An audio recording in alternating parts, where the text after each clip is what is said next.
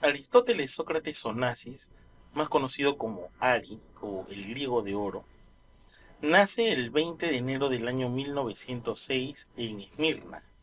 En ese momento Esmirna pertenecía a Grecia y Sócrates fue su padre. Él es un rico comerciante, un hombre que trabajó mucho en Esmirna cuando era parte griega todavía.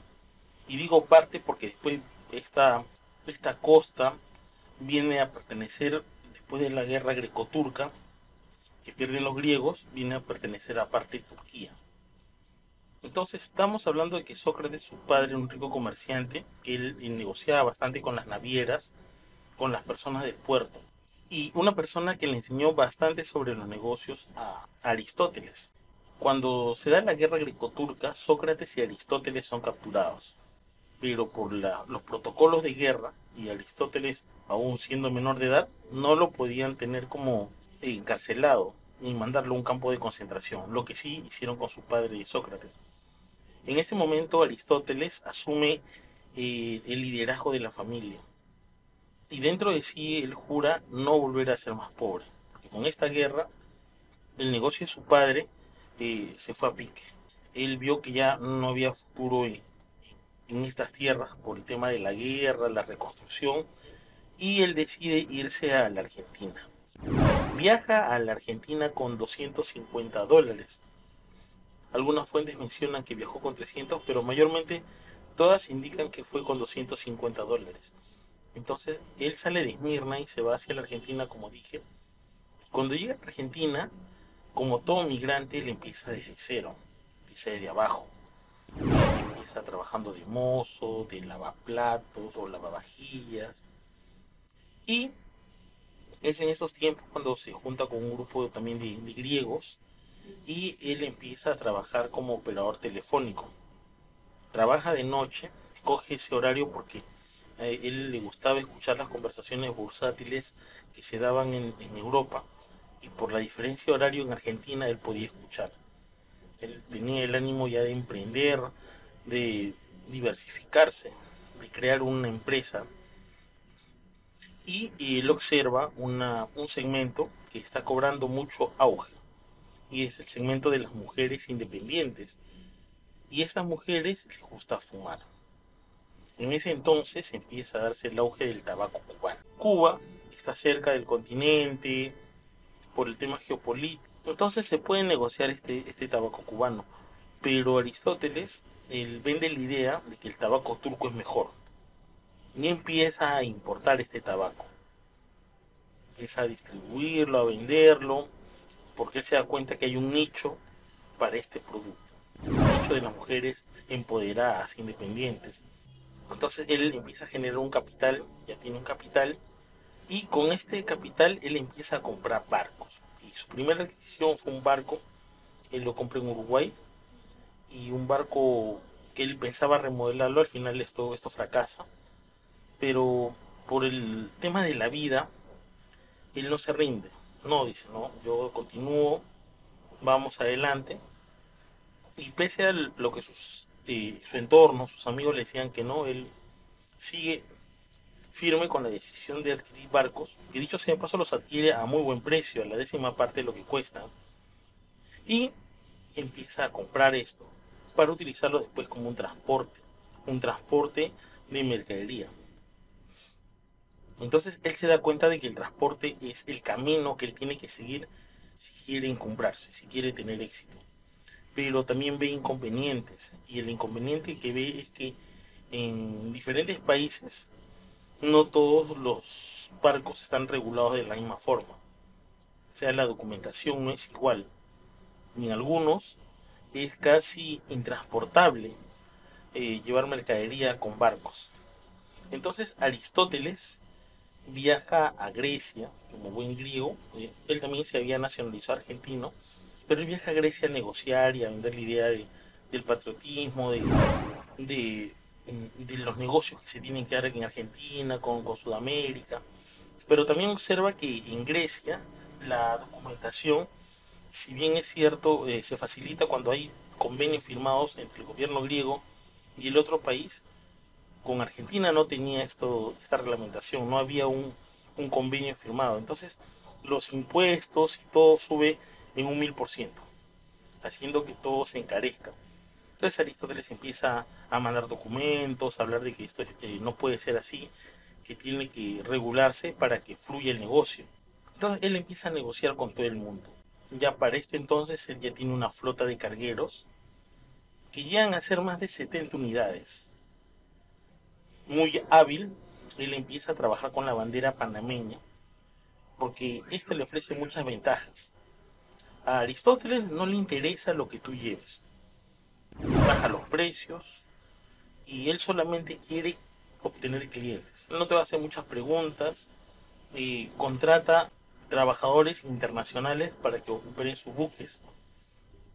Y ahora, ¿por qué? Porque él al trabajar con bandera panameña va a estar libre de impuestos. ¿Por qué? Porque Panamá es un paraíso fiscal y al tener una tripulación internacional, él no se adhiere a ningún reglamento. Justamente por estas cosas que Aristóteles hacía con los buques, se empieza a ajustar más los reglamentos sobre los navíos. Todo este beneficio que obtiene Onassis de todas las transacciones, al bajar los precios, él lo que hace es que esta marina mercante se vuelva poderosa, empieza a generar fortuna. Y también él sabe que mayormente el 90% de la carga del mundo se mueve a través del océano. Llevar la carga por avión es limitado por el tema del peso. Por el tema terrestre, las distintas geografías, los hechos políticos de cada país son diferentes. Entonces se da cuenta que en el mar se va a mover de forma muy desequilibrante. Entonces tiene mucho mejor ubicación. Él se da cuenta de que las ganancias fuertes ya no solamente están en el transporte de mercaderías, sino él apunta a una industria monumental, fuerte, al petróleo. Entonces él hace grandes negocios con ExxonMobil, con Soconi, con Texaco, empresas ya reconocidas de este rubro, ya que con estas empresas él firma contratos a largo plazo y a precios fijos. ¿Por qué? Por el uso de toda la flota de buques cisternas que empieza a tener. Antes se había un temor de trasladar el petróleo por el mar. Entonces él agarra, empieza a hablar con los noruegos, empieza a hablar con los finlandeses, con todo el mundo, y él empieza el diseño de estos buques cisternas. ¿Por qué? Porque él se da cuenta que el negocio está ahí. El dinero fuerte, fuertísimo está ahí. Ya por estos años también John Davison Rockefeller está en el negocio del petróleo. O sea, estos dos hombres poderosos de la industria ya están ahí. Como les digo, firman contratos. Ya estamos en la Segunda Guerra Mundial. Entonces Aristóteles se declara neutral. ¿Y justamente por qué? Porque él habla con los noruegos, con los finlandeses. Y él dice que sus barcos no han sido bombardeados, lo cual es correcto. Y no tuvo bajas ni de barcos ni de hombres. Entonces los estadounidenses también les pagaron por rentar sus barcos. $250,000 de esa época que descontándolo ahora sería una cantidad inmensa de dinero. Entonces él empieza a reinvertir esta gran fortuna.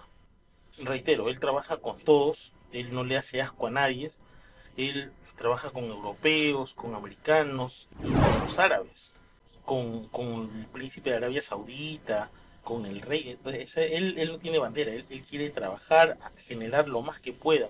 Pero al hacer eso y al ofrecer una flota de cisternas para el príncipe árabe, ya los americanos lo empiezan a ver mal. Ya no lo ven bien. ¿Por qué? Porque está chocando con los intereses de los empresarios gringos. Él tiene que ser frenado y así es. Le empiezan a hostigar porque él ya estaba en convenios con darle una flota al gobierno de Arabia Saudita. Él empieza a construir un astillero, o sea, este hombre se proyecta con cosas muy grandes, con visiones grandísimas. Ya no en comprar, sino ahora en construir. Y esto lo hace en Alemania, específicamente en Hamburgo. Ahí también se conoce con el otro magnate, un empresario peruano muy fuerte, Luis Banquero Rossi. Hay un video en este canal. Y, y dicho sea de paso, él es uno de los pocos peruanos que fue invitado a la boda cuando se casa él con Jacqueline. Pero a ese punto voy a llegar luego. Entonces él es un crack, él es un hombre que de los negocios, donde haya negocios él tiene que estar ahí. Y él se da cuenta que trabajar con dinero ajeno es bueno y empieza a pedir dinero a los bancos. Y los bancos le empiezan a dar, pero para que él le den, él empieza a colocar como garantía los contratos que tiene con las petroleras. Todo excelente, los bancos le dan dinero, el hombre, o sea, el hombre era un hábil negociador. Una persona que llegaba, hablaba con el gobierno tal, le decía lo que tú necesitas es esto, esto, esto y esto, aceptaba, iba para el otro lado, si era otro bando, y le decía tú necesitas lo otro, esto. Entonces, él trataba de negociar con todos y para todos tenía siempre soluciones. Entonces, él agarra, le iba bien con los bancos, hasta que uno de los bancos no le da dinero, no le da dinero. Y la determinación de Onassis es, excelente, no más dinero, entonces voy a comprar bancos. Y empieza a comprar los bancos. ¿Por qué? Porque el banco le va a dar a él la posibilidad de un respaldo y financiación para sus proyectos. Ya teniendo todo esto, teniendo sus bancos propios, trabajar con dinero aparte, dinero ajeno, manejarse bien en los negocios, tener el temple, el carácter, la pasión para esto, ya él empieza a diversificar el negocio. Ya a estas alturas él trabaja con inmensas cantidades de dinero. Y esto implica muchas cosas. Trabajar con gobiernos, con estados, con príncipes de Arabia, o sea, muchas cosas. Existe una leyenda negra también porque como él trabajaba, no importaba lo que lleve en su barco, o sea, es todo un mundo, este personaje importante del mundo empresarial. Y es así que él incluso quiere monopolizar el transporte del petróleo. Y como los grandes, los Robin Barons de los Estados Unidos que querían el monopolio, ¿no? Uno de ellos, John Davison Rockefeller, él quiso monopolizar el petróleo y llegó un momento a controlar el 80% de producción de petróleo de los Estados Unidos. El, eh, Aristóteles, Sócrates Onassis, él quería controlar el transporte, quería monopolizarlo. Entonces los gringos dijeron que no, porque ya habían tenido el problema con los árabes, ya él estaba centrado. Entonces lo que hace Aristóteles, eh, muy hábil, él empieza a trabajar con empresarios gringos, ya empieza a relacionarse con ellos, se ubica en Nueva York y eh, ya por el problema que había tenido al ofrecer esta flota a los árabes en el año de 1945, el gobierno de Washington empieza a hostigarlo. Hasta que este acuerdo con Arabia Saudita no se dé. ¿Por qué? Porque estaba en juego una cantidad enorme de dinero. Y Onassis no era una persona que se venía con rodeos, él apuntaba muy alto. Llegó un momento a tener el control de media ciudad, de medio país, de Mónaco. O sea, a ese nivel, él quiso convertir a Mónaco, ese principado, en un centro turístico de personas altamente millonarias. No millonarias, ¿eh? Sino billonarias. Entonces, vemos cómo este personaje apunta, este empresario, a darnos estas lecciones de negocios que las estoy describiendo aquí. Entonces, él, como le digo, se empieza a relacionar con los americanos y él se da cuenta de que los americanos les gusta mucho la protección de sus intereses, de sus inversiones. Él, que inició como tabacalero, luego con las navieras, luego petroleras, luego compró bancos.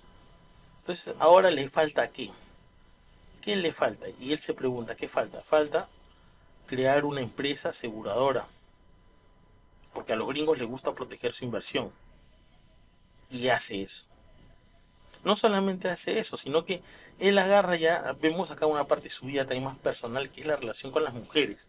Un punto fundamental, ya que las mujeres, para Aristóteles Onassis, son la llave de otras puertas, de otras relaciones. Y es así que él se casa con la hija de un comerciante riquísimo, con el hecho y con el pensamiento de incrementar su patrimonio. ¿Por qué? Porque él después se divorcia de esta chica, con ella tiene dos hijos, un varón y una dama, y esta mujer se casa incluso con la competencia nazi, generando un morbo en los tabloides.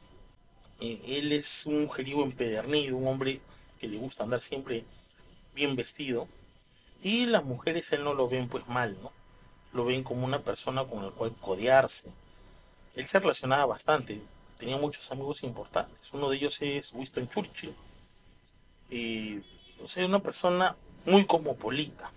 Tuvo un romance fuerte con María Callas, la diva, la soprano. Y en ese entorno, ya en esas fechas, él también se casa con Jacqueline Kennedy. ¿Quién es Jacqueline Kennedy? Bueno, es la ex primera dama de los Estados Unidos. Fue la esposa de John Fitzgerald Kennedy, al presidente que lo mataron con un balazo cuando se transportaba en su coche, en su carro. Entonces, esta es una persona, como le digo, que se mueve en todos los ámbitos, es un conquistador, así como conquista a las chicas, él les mete cuento a los gobiernos y quiere vender su producto, es un hábil vendedor, un hábil negociador, donde le haya negocio tiene que estar ahí. Él agarra, ya está metido en estos negocios, ya está con la mujer, con la cual también dicho sea de paso no fue feliz porque en el transcurso de su vida con Jacqueline no tienen una buena relación, incompatibles en el carácter. Entonces, claro que esto no le salió barato y eso lo vamos a ver luego.